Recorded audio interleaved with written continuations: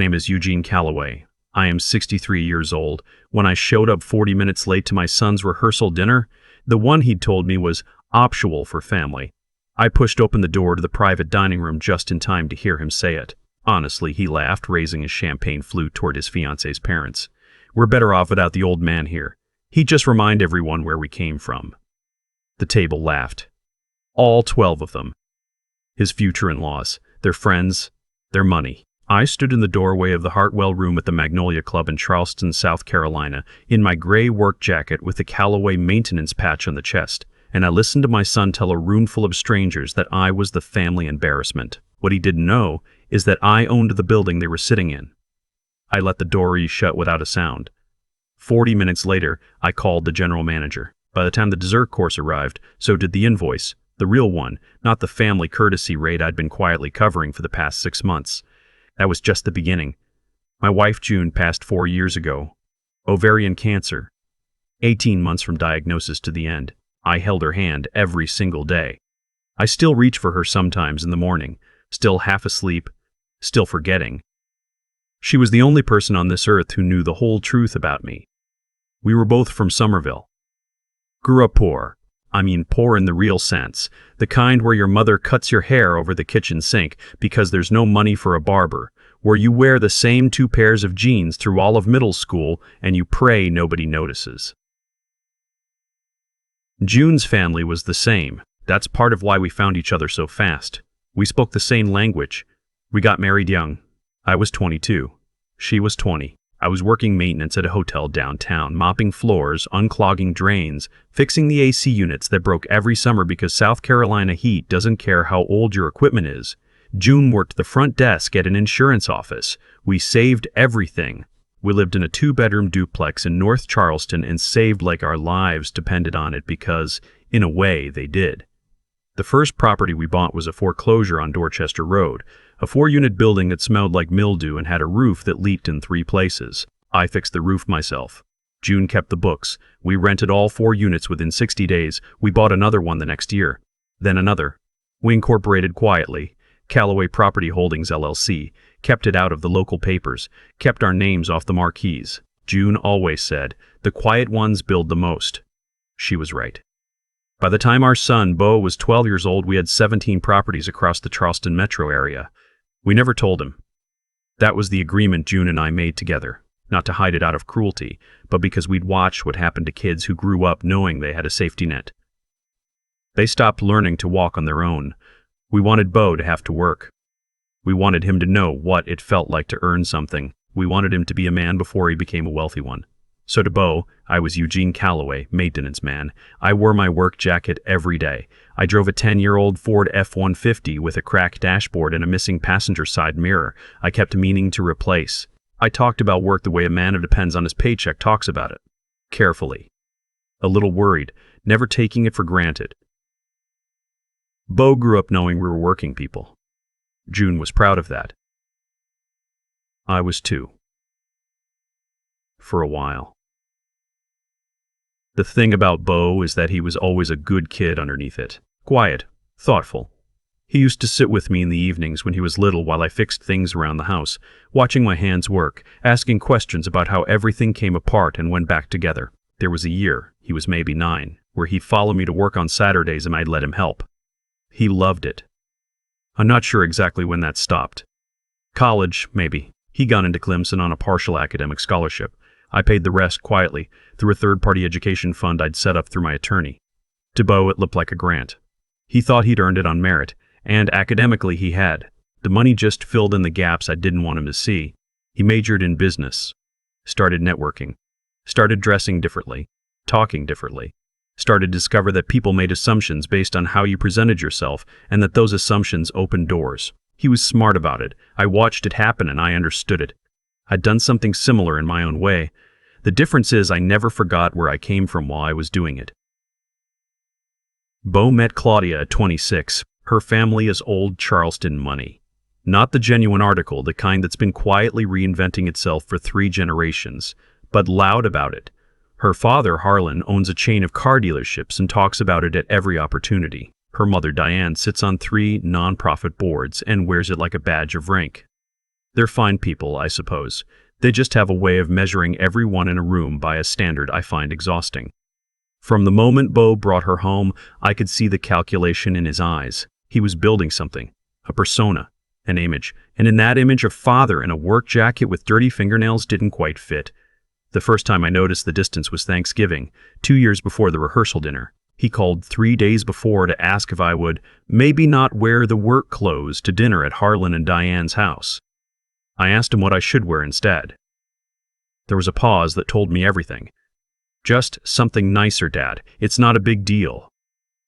June had been gone for 6 months by then. I wore my best button-down shirt and my good slacks, the ones I'd bought for her funeral. I sat at that Thanksgiving table and watched my son laugh at Harlan's jokes and nod along to Diane's commentary about the neighborhood's declining property values. Properties that, I knew without saying a word, were likely owned by one of my 3 management companies, and I ate my turkey and said nothing. After dinner, I drove home alone. I sat in the F-150 in my driveway for a while before I went inside. "He's got a good heart," June used to say. "It's just buried under a lot of shiny new things. Life needs to shake him loose from all that." I kept telling myself she was right. Bo and Claudia got engaged last April. He called to tell me, and I could hear the happiness in his voice. Real happiness, not performed. I was glad for that. I told him I was proud of him. I meant it. He asked me about the rehearsal dinner, about 3 months later, in a way that was designed to sound like including me while actually managing me. "It's at the Magnolia Club, Dad. Pretty formal. Harlan's handling most of it. You're obviously welcome, but honestly, don't stress if it's tough to get away from work. I know Friday evenings are busy for the maintenance crew." I said I'd do my best to make it. I had a showing that evening, one of my commercial properties on King Street, a prospective tenant for the ground floor retail space. My attorney, a man named Solomon Archer, who has handled my affairs for 22 years, runs point on the tenant meetings, so my name stays off the lease negotiations. Solomon is the son of a man I used to work the same maintenance crew with, back when we were both in our 20s, and this city felt a lot bigger than it does now. He knows everything. He's the only one who has, since June. The showing ran long. By the time I got to the Magnolia Club, I was 40 minutes late, still in my work jacket, the Callaway maintenance patch right there on my chest where it always is. I pushed open the door to the Hartwell room, and I heard my son. Honestly, we're better off without the old man here. He'd just remind everyone where we came from. I want to be precise about what that moment felt like, because I think it matters. It wasn't rage. It wasn't even that particular sharp kind of hurt that I might have expected. It was quieter than that. It was the specific feeling of a door closing, a soft, definitive click. June's voice in the back of my mind. Life needs to shake him loose. I stood there for maybe 10 seconds, long enough to see my son laugh and refill Harlan's glass, long enough to see Claudia smile at something Diane said without looking up. Then I let the door ease shut. I walked back to the front desk of the Magnolia Club, which I own outright, have since I bought it from a bankruptcy estate 7 years ago, kept the name, kept the staff, let them run it day to day through a property management company, and I asked the front desk associate to please connect me to the general manager on duty. His name is Terrence. He has worked the club for 11 years and knows my voice. Yes, Mr. Smincher. Calloway. The Hartwell room booking for the Beaumont Calloway rehearsal dinner, the family courtesy discount that's been applied to that reservation. Yes, sir. I have it here. Remove it. Bill at standard rate. And please make sure the invoice reflects everything separately.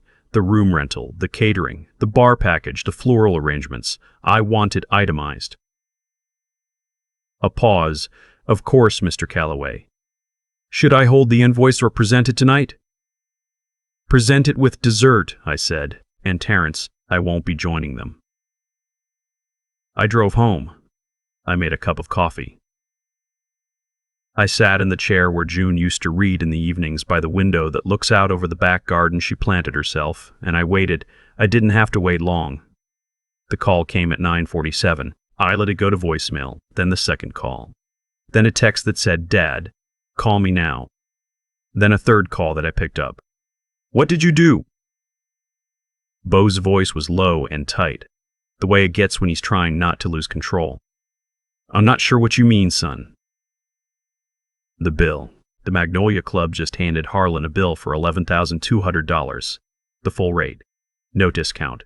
What did you say to them? I kept my voice even.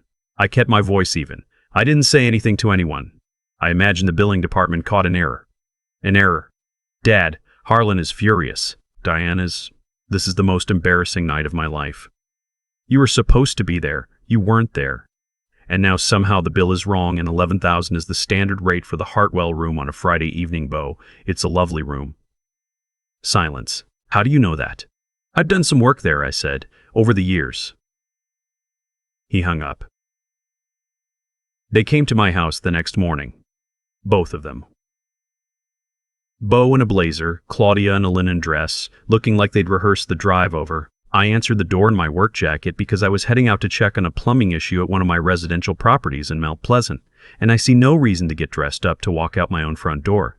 Claudia had clearly decided she would be the reasonable one. She sat at my kitchen table with her hands folded and looked at me with the patient expression of someone explaining a simple concept to an elderly person. Eugene, she said. She'd stopped calling me anything warmer than that around the time of the engagement.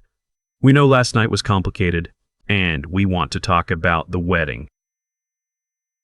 I poured coffee and sat down. What about it? Bo looked at the table. He'd been unable to meet my eyes since he walked in. The reception venue, he said. Harlan offered to cover it, but the place we want, it's over his budget. We were hoping you might contribute. How much? $22,000. I looked at my son. $22,000. It's the Peninsula Club, Dad. It's the only place Claudia's always wanted for. I know the Peninsula Club, I said. I do. I own 40% of the building it sits in, through a commercial real estate partnership I entered in 2019. The club itself is a tenant.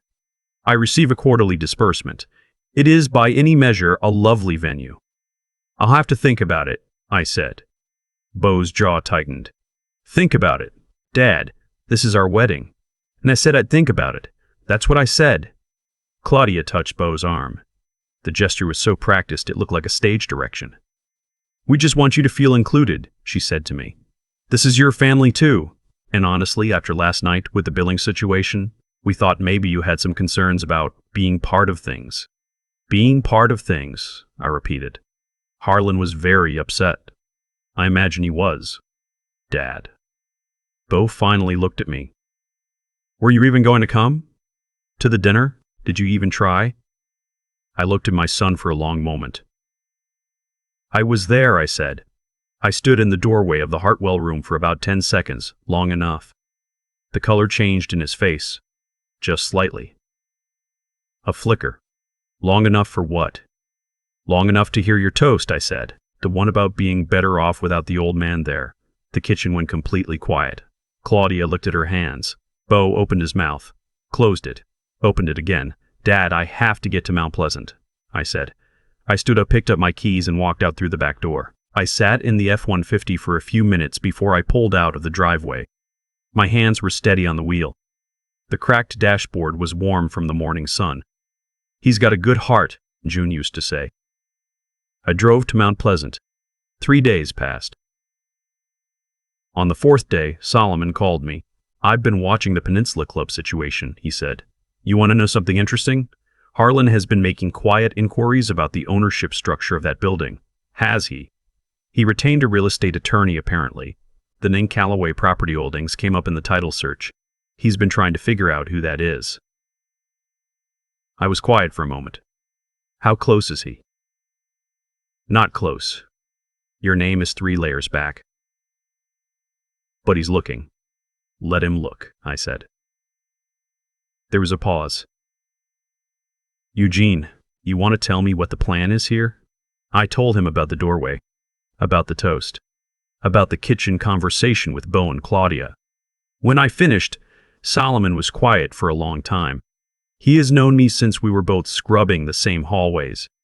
He knew June. He was at her funeral and stood next to me the whole time without saying a word, which is exactly the right thing to do.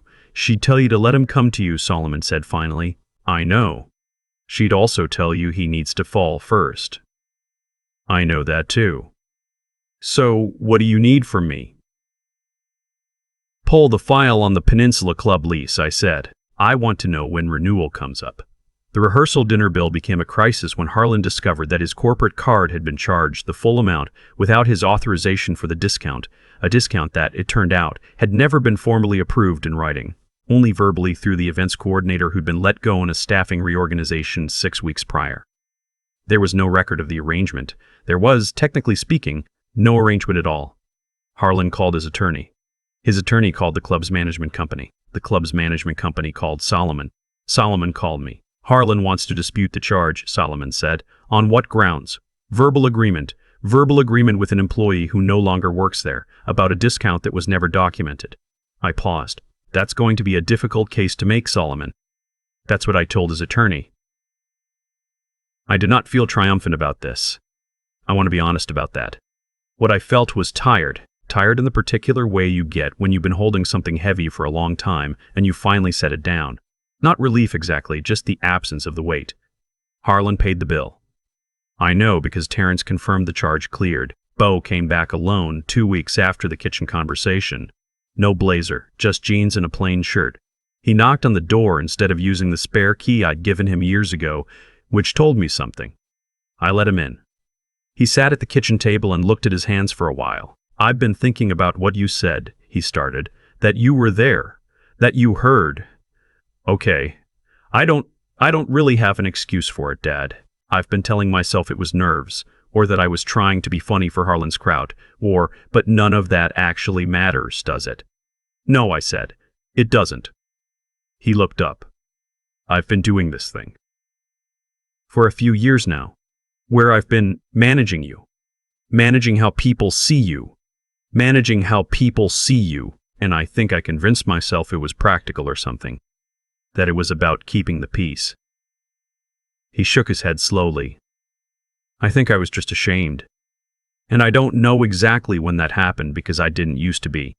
And I hate that I am. I listened to my son say this. I watched his face while he said it.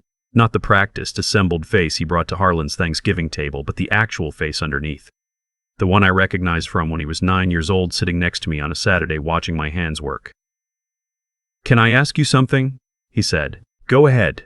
The bill. At the Magnolia Club. He looked at me carefully. You called them, didn't you? You knew someone there. I've done work there, I said. Over the years. He studied me for a long moment. Maintenance work? I held his gaze. All kinds of work. He seemed like he wanted to push further, and then something shifted in his eyes. A decision, maybe, to let it sit for now. I'm sorry about the toast, Dad. I'm sorry I said that. It was a terrible thing to say about you, and you didn't deserve it, and I mean that. I nodded once. I hear you. Is there anything I can do? I thought about that. The wedding, I said. Whatever venue you pick, pay for it yourself. Or let Harlan pay for it, that's fine. But don't ask me for $22,000 so that I can fund a party where I'm the embarrassing guest. If you want me there because you want your father at your wedding, I will be there in whatever I'm wearing and I will sit wherever you put me, and I won't say a word to Harlan about property values or anything else that makes anyone uncomfortable. But it has to be because you want your father there, not your budget. Bo was quiet for a long time. I want my father there, he said. His voice was different when he said it. Not performed, not assembled, just his voice. Then I'll be there, I said. I'll tell you what happened in the weeks after that, but first I need to back up and explain something about the Peninsula Club situation, because it matters to the ending of this story. When Solomon pulled the lease file, we found that the Peninsula Club's current lease on the building space was up for renewal in 8 months. Standard commercial renewal.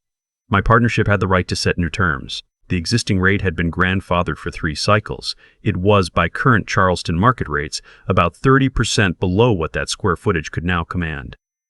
I had been planning to simply renew at the same rate. I'd had no particular reason not to. After the rehearsal dinner, I sat on that decision for about 2 weeks. Then I let Solomon know we'd be renewing at market rate. This is not something I did to hurt my son's wedding. The timing was coincidental.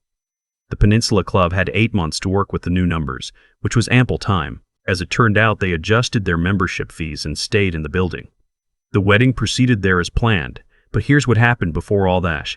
Harlan, in his continued investigation into the Calloway Property Holdings ownership structure, finally reached the right title search firm. They found a managing partner listing, not my name, but Solomon's, as the registered agent. Harlan's attorney pulled on that thread, found the LLC chain, and eventually landed on a single-member limited liability company, the kind Delaware allows you to register without disclosing the beneficial owner publicly. Harlan called Bo. I know this because Bo called me, Dad. His voice on the phone was strange, flat and very careful, the way people talk when they're processing something they haven't finished understanding yet. Harlan's been looking into the Magnolia Club. Has he? He found a property management company that manages it. Calloway Property Management. Silence on my end. And he found Calloway Property Holdings, LLC. And he found. It's a trail, Dad. It keeps pointing to. He thinks it points to you. I sat in June's reading chair and looked out at her garden. What do you think? I said. A long pause. I think I've been remembering things. Small things. Things I didn't know what to make of. The way you always knew exactly what something was worth. The way you'd look at a building and just know things about it. The way you paid for my college, and I always thought it was a grant, but I never really looked at the paperwork. His voice shifted. Dad, the maintenance jacket. You've worn that thing my whole life. Is that who you are? Or is that thing my whole life? Is that who you are?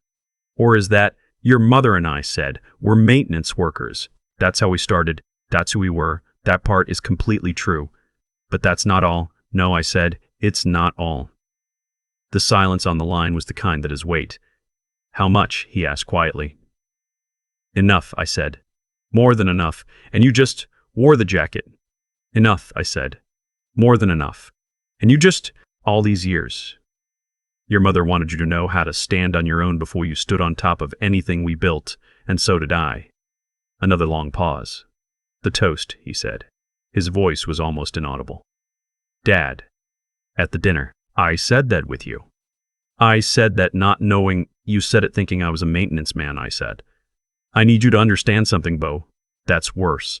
Not better. If I'd been exactly what you thought I was, a 63-year-old man who's spent his life keeping other people's buildings running, I would have deserved better than that toast. The money doesn't change what you said. It just changes whether you cared that you said it. He didn't respond for a long time. When he did, his voice was different, quieter and rawer than I'd heard it in years. You're right, he said. You're completely right. We had a conversation, a real one, for the first time and longer than I can account for. He drove over that evening and we sat out in June's garden until it was dark, something we hadn't done since she passed. He asked me questions and I answered them, about his mother, about how we started, about the duplex on Dorchester Road, about the years of early mornings and second-hand tools and reading contract law in the evenings after work because I couldn't afford to pay someone to do it for me. He cried at one point. Not dramatically, just quietly, with his hand over his face for a minute. I let him. I told him about the cabin. We have a place on Lake Moultrie that June loved, that Bo has always assumed was a cheap family property. And I told him it wasn't cheap, that there were 200 acres attached to it that I'd bought quietly over 20 years, and that a resort developer had been asking about it for the better part of a decade. I told him I had no intention of selling it because June had loved the water there, and I wasn't ready to let go of the things she loved. He nodded at that. He understood it, I think. I told him about Solomon, about how Solomon's father and I used to work the same crew, about the kind of loyalty that gets built between men who scrub the same floors. He was quiet through all of it, just listening. Before he left, he stood up and looked at me in the way he used to look at me when he was a kid, measuring something. Why didn't you just tell me? He said. At some point. When I was grown, why did you keep? Why the jacket? Because by the time you were grown, I said, I wasn't sure what you'd do with it, and I needed to know who you were without it. He stood there with that for a moment. I think I failed that test, he said. You were failing it, I said. You're not failing it right now. Bo and Claudia got married on a Saturday in October at the Peninsula Club as planned. The room was full of dahlias, which Claudia's mother had insisted on, and the late afternoon light came through the windows the way it does in Charleston in fall, soft and golden and gentle on everything it touches. I wore my good suit, not the one from the funeral. I bought a new one, charcoal gray, well-made, nothing flashy. I got my hair cut the day before. I walked my son to the front of that room and I shook his hand and I told him I was proud of him, Then I went and sat in the second row on the groom's side, and I watched him marry Claudia, who looked beautiful and nervous and genuinely, completely happy, which is the only thing I'd ever actually wanted for my son. Harlan sat across the aisle from me. He spent most of the ceremony not looking in my direction, which suited me fine. After the reception, when we were all standing outside waiting for the car service, he finally came over. He's a large man, Harlan, the kind who's used to taking up space. He stood next to me and looked out at the harbor and said, without quite looking at me, "I heard some things about you. Through my attorney." "I imagine you did," I said. "You could have said something. I didn't see why." He was quiet for a moment. "That bill at the Magnolia Club was the correct bill," I said, "for the room and services rendered." Another long pause. "I misjudged you," he said. "That's all right," I said. "A lot of people do." He walked away. That was the whole conversation. It was enough. I drive the F-150 to this day. I've thought about replacing it, and then I think about June in the passenger seat on the way to close on our first building, her hand on my arm saying, "We're going to be fine, Gene. We're going to be fine." And I leave it in the driveway. I still wear the Calloway maintenance jacket when I'm going out to check on properties. The staff at most of the buildings know who I am. The tenants mostly don't. I've thought about that a lot over the years, about the peculiar freedom of being unseen, of moving through spaces you own without anyone knowing it. It used to feel like strategy. Lately it feels more like habit, or maybe like something closer to grief, a way of staying close to the version of myself that June fell in love with in the two-bedroom duplex on Dorchester Road before any of this was anything. Beau calls on Sundays now. Claudia has started calling me Pop, which surprised me the first time and felt right by the third. They're looking for a house. He called last week to ask my opinion about a neighborhood in West Ashley, and while he was describing it, I realized he was asking the right questions. About the street, about the lot, about what the surrounding blocks were likely to do over the next decade. I recognized those questions. I'd asked them once too. I didn't say anything about that. I just answered him. He's learning. That's enough. The morning after the wedding, I went to the cemetery. Just me and the F-150 and a cup of coffee from the diner on Folly Road that June liked, the one that's been there since before either of us was born. I sat next to her headstone for a while. I told her what happened. About the toast, the Magnolia Club, the garden conversation, the wedding, about Harlan's face when he said he'd misjudged me. I told her the most important part, that Beau sat in her garden in the dark and cried, not because he'd lost something, but because he was starting to understand what he almost threw away. I told her I thought she'd been right about him all along. The light was coming in low and gold over the whole cemetery, the same October light from the wedding. I finished the coffee and I drove home. Now I want to ask you, if this happened to you, if you stood in that doorway and heard your own child say those words, what would you have done? Would you have walked away the way I did? Or would you have walked in and said something right then and there? I'd really like to hear what you think. Let me know in the comments, and if this story meant something to you, please share it. There are more people than you might think sitting in their driveways right now, trying to figure out how to love their kids and let them fall at the same time. I've been sitting with this story for a while now, turning it over the way you turn something heavy in your hands, trying to find the part that explains all the other parts. Here's what I keep coming back to. Beau didn't become that person at the rehearsal dinner overnight. It happened slowly, in small decisions, each one barely noticeable on its own. Little distance here. A managed introduction there. A request to wear something nicer. None of it felt catastrophic in the moment. That's how these things work. You don't fall off a cliff. You just keep choosing to stand a little closer to the edge, and one day you realize the ground beneath you has already changed. I think about cause and effect a lot. Not in any mystical sense, just in the plain mechanical way that life actually operates. Every action sets something else in motion. When Beau chose convenience over integrity, chose the approval of a roomful of Harlan's money over the basic dignity of his father, that choice didn't disappear when the champagne glasses were set down. It moved forward in time. It became the unpaid bill. It became the kitchen silence. It became the night he sat in June's garden and put his face in his hands. Actions have weight, and weight travels. What I want to say to anyone watching this, anyone who's ever been the person in the work jacket standing in a doorway, or anyone who's ever been Beau, is that the real consequence of how you treat people is almost never what you think it is. Bo thought his consequence would be a slightly uncomfortable holiday dinner. He had no idea he was building something much larger, and neither did I, honestly, until the door closed behind me. The other thing I keep thinking about is intelligence. Not the kind you demonstrate for Harlan and Diane, the real kind. The kind that asks questions about what things actually cost, what they're actually worth, what you're actually trading when you trade away a person's dignity for a room's approval. Bo is smart. He's always been smart, but there's a version of smart that's actually just sophisticated avoidance, knowing how to position yourself, how to manage perception, how to be in a room without ever being fully honest in it. That's not intelligence, that's armor, and the problem with armor is that it keeps everything out, including the things you actually need. June used to say that the only education that really sticks is the kind life delivers itself.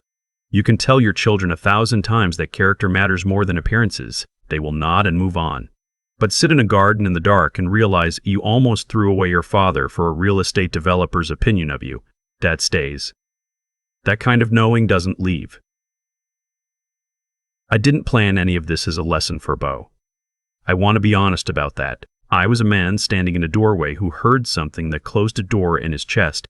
Everything that followed came from that. But somewhere in all of it, without either of us intending it, my son learned something he couldn't have learned any other way. That the people who love you are not props in your story.